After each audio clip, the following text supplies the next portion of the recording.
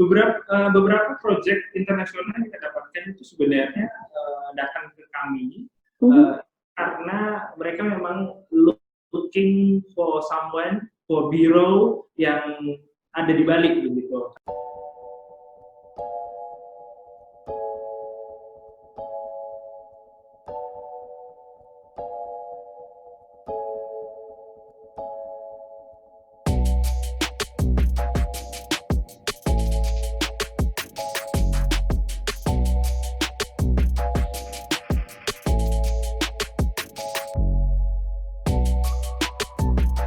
Kalau studio kita itu mulai di 2017. Di awal-awal tuh sebenarnya kita ada 3 founder di sini. Jadi ada saya, ada Fandi, terus ada satu lagi Marika. Kita sebelumnya itu punya hubungan kerja di tempat lain dan akhirnya kita punya satu visi dan misi yang sama untuk bisa sama-sama mungkin growing.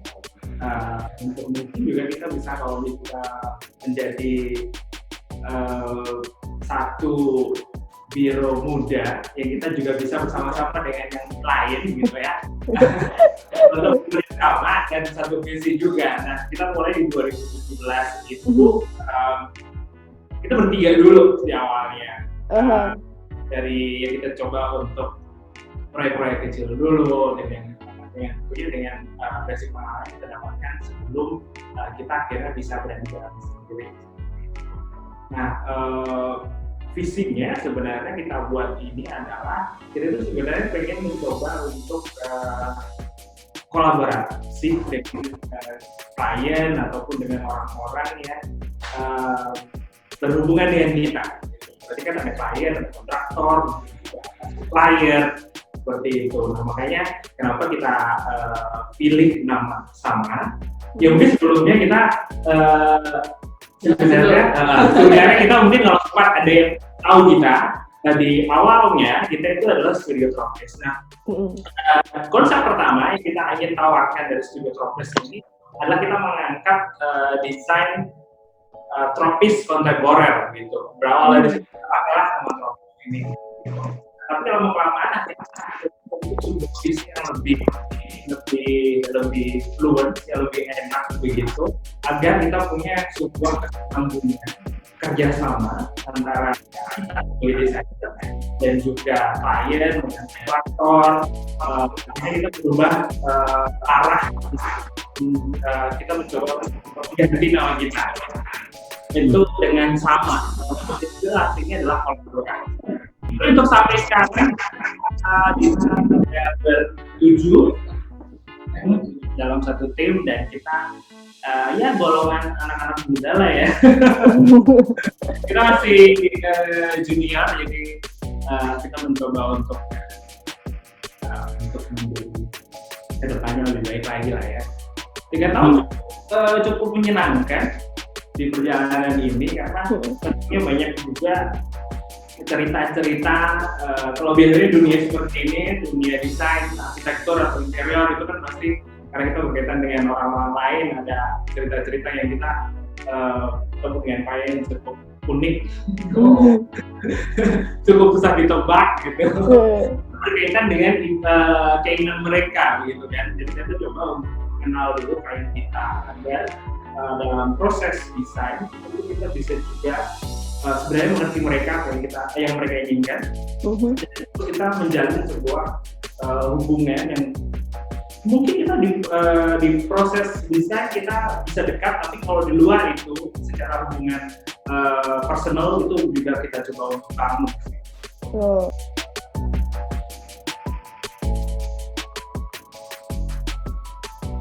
Nah, kalau untuk konsep arsitektur sendiri, kita tawarkan untuk konsep kita adalah tropical contemporary. Jadi, kalau kita berada di sini, otomatis kita harus memastikan aspek tropisnya seperti itu. Ya, tentunya di Bali sendiri kan juga desain yang ditawarkan adalah seperti yang lebih terbuka, alami seperti itu. Jadi kita go with it sesuatu yang seperti itu, dan tentunya di sini kita tawarkan adalah hospitality juga yang kita tawarkan. Jadi otomatis secara gaya desain kita mencoba untuk sesuatu yang lebih arti, yang lebih calm, tidak terlalu glamorous gitu. Jadi di sini kita jarang sekali pakai dinding marble gitu ya. Jadi kita jarang. Nah, sedangkan kalau konsep interior yang biasanya saya bawa itu adalah saya punya satu slogan di sini, ada gaya, ada harga biasanya gitu. Tadi seperti dikatakan sama Mas Bayu bahwa ada akhirnya adalah klien yang memutuskan. Gitu. Ada satu cerita juga bahwa kita sudah muncul, kita sudah solid dengan konsep yang kita bawa. Pada akhirnya setelah dihitung kan, oh ternyata ini dananya kita nggak ada, kita terpaksa di-cut. Nah dari situ kalau di awal-awal yang saya tawarkan ke klien itu bahwa budget ini sebenarnya seperti apa dari visinya klien. Kalau memang tidak ada pembatasan budget, pembatasan dana di situ, oke, kita bisa jalan dengan sesuatu yang lain. Misalnya kalau mereka sudah punya brand gitu ya, dari interior, biasanya kita ngikutin dulu brandnya, baru kita bisa main material di situ. Pada akhirnya kan keluar angka. Sedangkan kalau kita punya limitasi pada angka pembiayaan, nah di situ yang kita harus tekankan bahwa Bapak Ibu siapapun klien kita, berarti kita harus punya limitasi budget nih, gayanya kita tidak terlalu patente gitu kan. Jadi kita cobalah yang arti-arti yang minimal seperti itu. Konsep kita seperti itu. Tapi ya kalau interior mungkin sebenarnya lebih segmented karena yang kita tangani juga komersial, otomatis mereka punya ide bisnis, pengenalan brand seperti apa. Jadi kita kalau bisa tidak terlalu jauh dari ide yang mereka punya.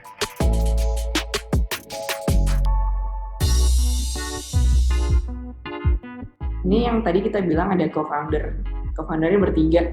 Ini saya, Dav, sama satu lagi namanya Maria. Okay. Ini langsung ke proyek-proyeknya aja kalau gitu ya. Nah boleh, ini yang komersial dulu. Jadi kita bisa jadi dua, satunya komersial, satunya hospitality. Kita punya komersial dulu aja. Nah ini Pak Kasa, nih Padang. Betul. Ya kita sempat ada sama ya Tako Kasa. Ini adalah Tako Kasa yang ada di Ubud. Masihnya ada di Pengosekan. Oh ya betul, Pengosekan ya, Jalan Pengosekan. Kalau mungkin buat teman-teman yang di Jakarta atau yang di Surabaya atau dimanapun yang pernah ke Bali terus sempat mencari makanan Mexican food gitu, mungkin sudah familiar dengan Tako Kasa. Nah, kalau untuk Tako Kasa ini sebenarnya kita muncul di sini itu ketika proses arsitekturalnya itu sudah hampir 90%. Nah, kita masuk di sini dengan ide dari arsitek yang sudah muncul bangunannya, dan kita bertemu dengan kliennya bilang bahwa kita ini bangunannya udah ada, jadi diharapkan beberapa feature yang sudah ada dari arsitek ini dipertahankan. Misalnya aja karena ini bangunannya bergaya industrial seperti itu, karena itu ada juga dinding bata, terus warna signature dari Tako Kasa yang perlu dipertahankan dalam proses desain ini. Nah, salah satu yang mungkin kita pertahankan itu adalah dinding di belakang bar yang orangnya, klien kita ini secara spesifik meminta bahwa dinding bata ini tolong jangan terlalu di cover, gitu kan? Sedangkan dinding bata yang ada di belakang bar ini fungsinya juga tempat untuk display botol-botol minuman di situ. Jadi di situ kita mempermainkannya seperti apa, karena juga di situ sudah ada unsur besi dan sebagainya. Akhirnya kita muncul tentunya dengan rak botol yang kita buat dari bahan besi juga di situ. Dan agar tidak terlalu mengcover, kita pakai standard metal. Jadi ketika kapanpun gitu ya, masih terlihat dindingnya. Kalau malam hari kita tambahkan feature lighting feature di situ, jadi tetap terekspos bata-batanya. Sedangkan konsep yang di Tako Kasa Ubud ini cukup spesial karena mereka sebelumnya tidak punya Tex-Mex bar gitu ya. Di lantai 2-nya itu mereka punya Tex-Mex bar yang di situ menyajikan minuman dan maunya adalah suatu bar yang cukup cozy, yang cukup membuat orang-orang yang datang itu mau stay lama. Nah, makanya karena biasanya lounging dalam konsepnya kalau mau makan, ngobrol-ngobrol, kita juga sediakan sofa di situ. Yang tentunya di sini satu tema yang kita angkat adalah karena ini Mexican, jadi sesuatu yang bisa menggambarkan Mexican. Di sini yang kita angkat sebenarnya bukan Meksikonya sendiri, tapi di New Mexico Amerikanya. Jadi kayak nuansanya itu kalau di bawah itu ada di lantai 1 kita pasang kayak mural model-modelnya New Mexico gitu yang gersang. Terus ada tanaman-tanaman kaktusnya itu di muralnya. Dan di atas bisa Meksiko kita tampilkan sombrero seperti itu. Nah, warna merah itu adalah warna signature dari si taco rasa. Nah, kita mau blendnya kayak gimana nih, warna merah apakah semuanya kita blok merah? Enggak, di situ kita blend dengan warna gold seperti itu. Karena nanti kan malam itu biar terlihat lebih intimate, hangat gitu. Biasanya kalau di bar kita pakai lampu yang white gitu agar sedikit hangat, kita blend juga makanya dengan warna gold di situ. Kalau dari zoning sih dia 2 lantai, jadi yang bagian bawah itu restoran, makanya kalau di bagian bawah tuh yang 2 ini ya. Nah ini lebih ke arah yang, karena dia tuh turnover-nya tinggi, jadi keluar masuknya customer lu juga cepat. Jadi kita cuma utilize supaya fungsi ruangannya lebih dapat. Sedangkan di bar kita bisa lebih idealis ya dalam main. Betul. Jadi furniture-nya juga bisa yang lebih loungy kayak gini, karena di kamar-kamar bisa kayak santai-santai gitu, kecil. Kita lanjut ke proyek lain. Mungkin proyek lain kan. Ini kalau kita bilang sih salah satu pionir proyeknya kita ya yang arsitektur. Karena dulu interiornya udah banyak, arsitekturnya kira yang pertama publish. Oke, nah jadi kanvas kan seperti yang Mbak Ziza dan Mas Bayu udah tahu itu dekat ke pantai. Mungkin kayak gini dia buat yang nggak tahu ya. Jadi misalnya ini saatnya kanvas, arah pantai itu ke arah sini, one way. Jadi kita sebelum desain coba riset dulu kira-kira entrance-nya di mana sih? Karena kita pengen kafenya itu lebih terbuka, jadi nggak tertutup gitu kan, biar welcome gitu sama. Terus jadinya kita cari tahu, oh ternyata kalau vehicle itu paling enak entrance-nya nih lewat sini. Karena ketika ditutup dia bisa lihat kanvasnya, jarak pandangnya bisa terus supaya enak dan lain, ya lebih enak di daerah sini. Sedangkan kalau yang dari pantai kan jalan dari sini, lihat ke side kayaknya lebih enak entrance-nya di sini gitu. Jadi mungkin ada 2 entrance, jadi ada yang vehicle sama pedestrian. Terus akhirnya habis itu kita, karena di sana kan susah parkir, jadi ketika orang datang, oh cari parkir susah, ya udah ada kanvas, jadi salah satu selling point dari kafenya. Nah ini kita bagi kayak gini sih, parkir di sebelah sini, kafe di sebelah kanan gitu. Jadi akhirnya kita taruh di sini supaya nggak terlalu jauh juga dari jalan, masih bisa bagus jarak tangkapnya dan lain.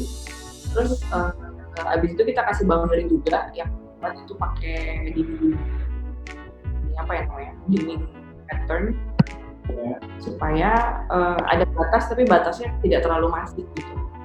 Nah ini yang saya bilang tadi, pattern wall-nya ini batas dengan trotoar cuma gini aja sih, jadi ketika orang jalan tuh bisa langsung lihat ke kafe supaya tidak terganggu visinya gitu.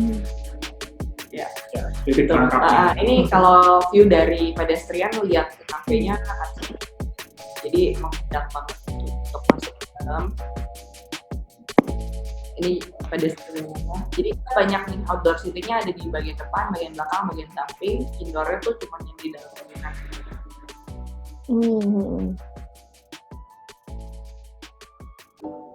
Industrial juga sih. Kalau proyek lain ini lebih ke interior pekerjaannya, tapi sebenarnya plot proyek lain saya ini adalah plot existing ruko standar begitu ya. karena di Bali banyak banget ruko, terus akhirnya mereka mau ambil ini untuk running bisnis untuk lemongrass tea begitu. Mereka sudah ada di Surabaya. Kalau di Surabaya itu mereka Nunu namanya. Oh, kita jadi iklan. Nunu.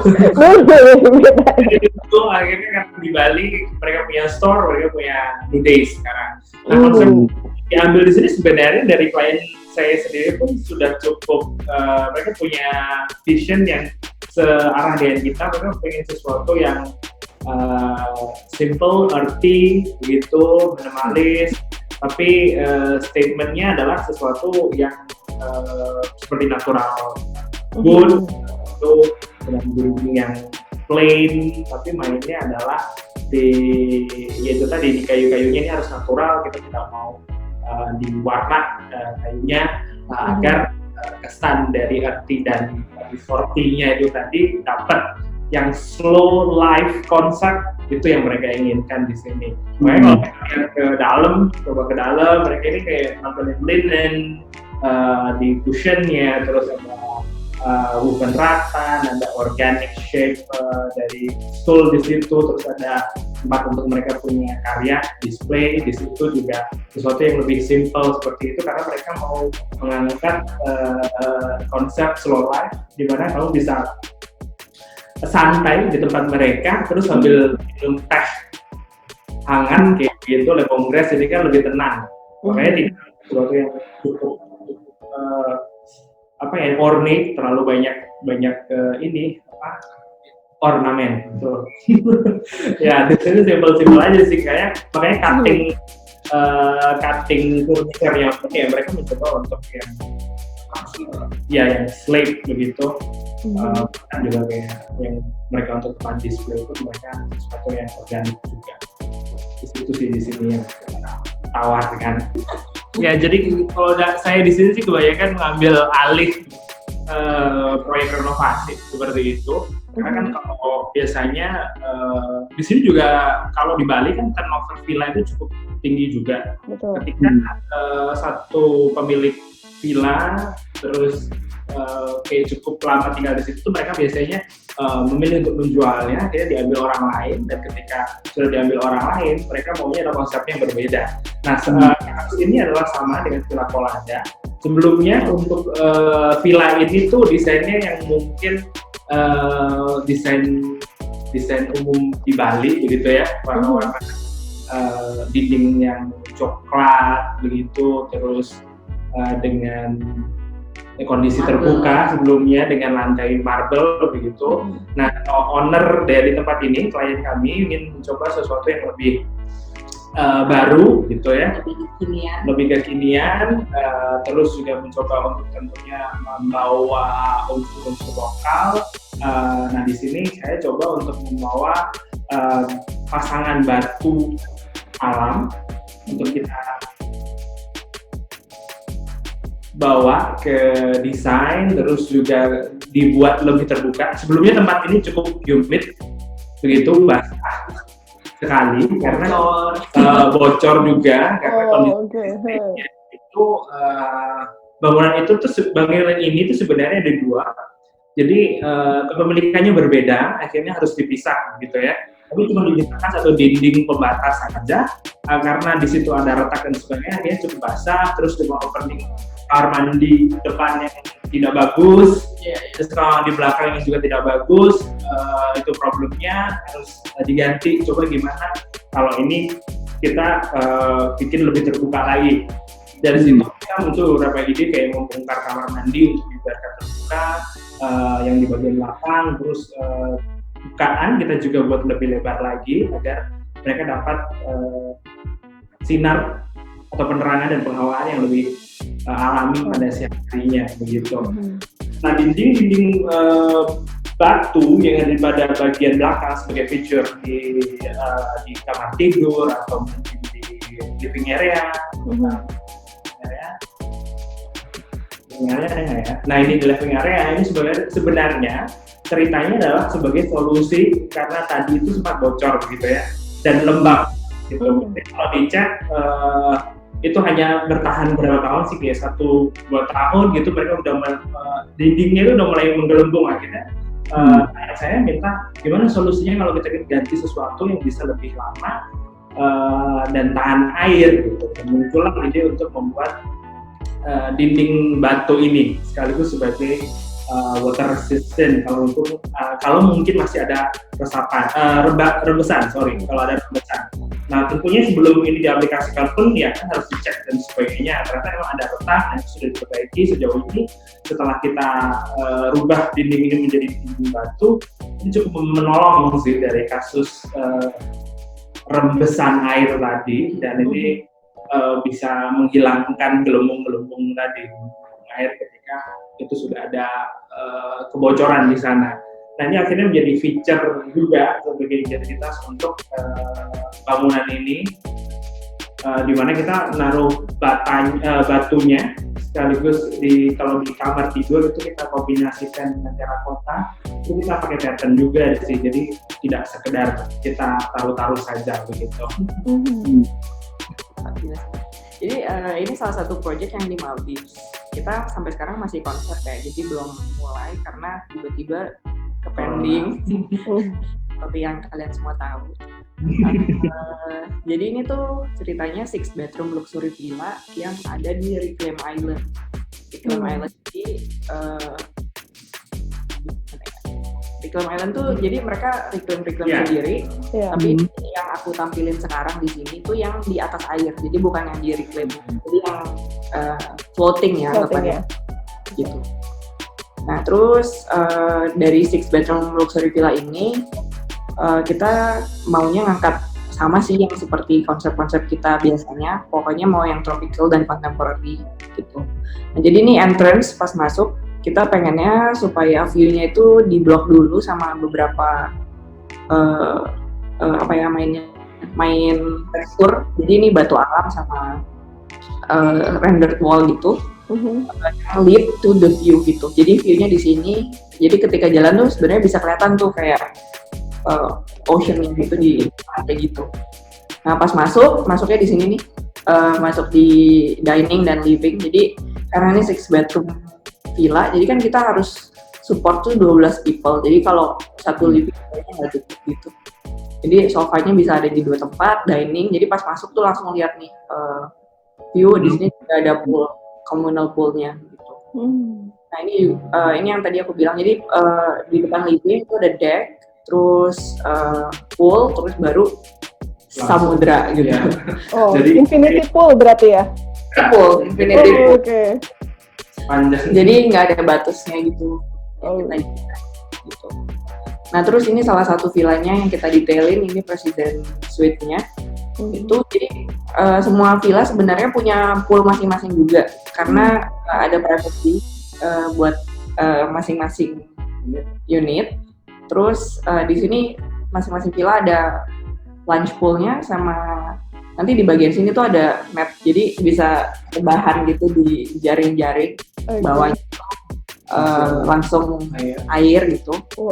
Ini livingnya juga, jadi intinya kita coba supaya semua bukaannya itu langsung ke view sih, gitu. Bisa mungkin view-nya itu digunakan gitu, jadi nggak ditutupin kayak gitu. Benar-benar dieksplor ya, berarti view-nya benar-benar dimanfaatkan. Terus ini bathroomnya juga dibuatnya terbuka. Ini tuh nggak ada atapnya sih, cuma di beberapa spot, jadi kayak di area shower, tapi ini tuh terbuka sih gitu. Terus main buka, ada yang terbuka, ada yang tertutup gitu, jadi main sense of space-nya dapet gitu.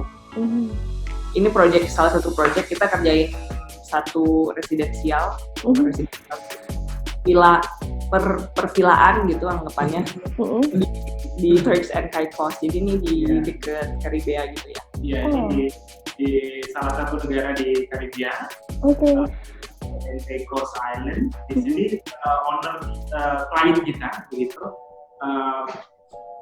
mau membuat satu komplek villa sebenarnya di awalnya begitu ya. Pada akhirnya setelah mereka menghitung dan sebagainya, lebih baik bangunan ini nantinya akan diperjualbelikan untuk mereka yang dari Amerika Utara. Gitu. Jadi kayak resort house gitu loh. Turk and Caicos ini. Jadi Turks and Caicos itu juga mirip kayak Bali sih. Jadi betul. Ini itu pulau yang pariwisata gitu. Jadi orang datang itu buat liburan terus udah balik lagi. Gitu.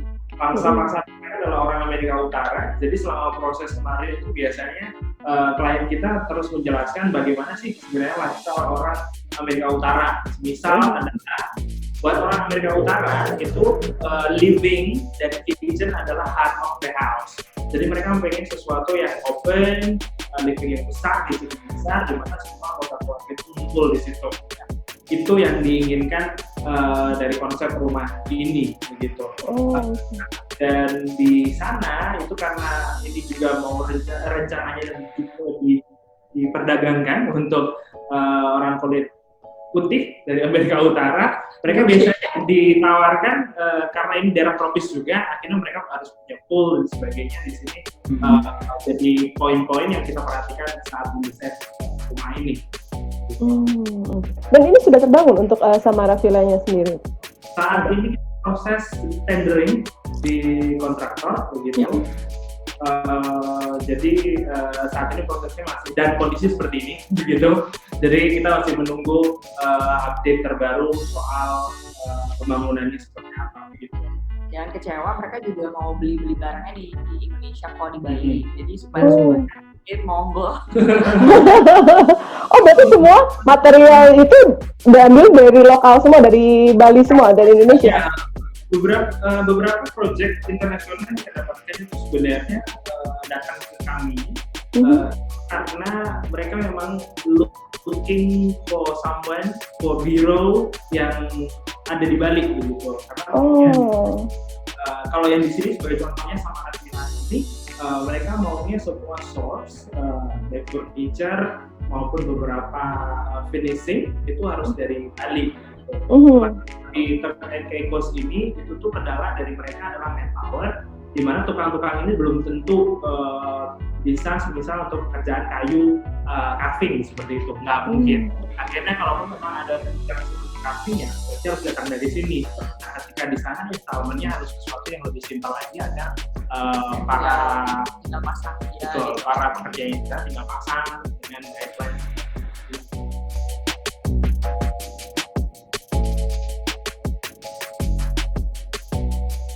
GoPro with Catalog Pro. Oke, terima kasih banyak waktunya pada Vanessa.